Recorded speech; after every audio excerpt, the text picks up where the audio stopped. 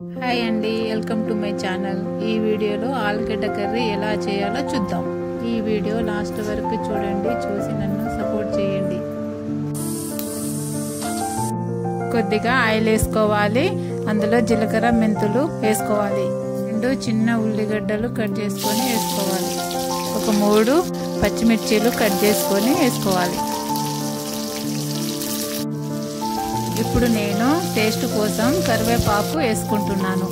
1 spoon అల్లం వెల్లిపాయ paste, 1 spoon పసుపు,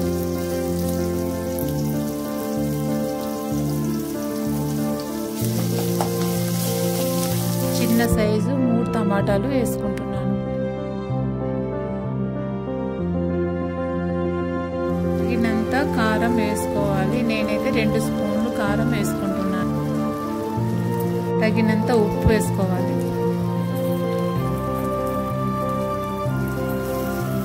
గ్రేవీ వచ్చేలా మెత్తగా మిక్స్ చేయండి. ఇలానే ఉడకబెట్టిన ఆలుగడ్డని కట్ చేసుకొని వేసుకుందాం.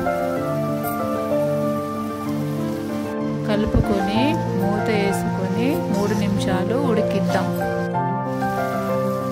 3 నిమిషాల తర్వాత 1 స్పూన్ మసాలా, కొత్తిమీర వేసుకొని కలుపుకోవాలి. ఇంత ఈజీగా ఆలుగడ్డ కూర చేసుకోవచ్చు. ఈ వీడియోకి లాస్ట్ వరకు చూసినందుకు thank you. Subscribe to my channel.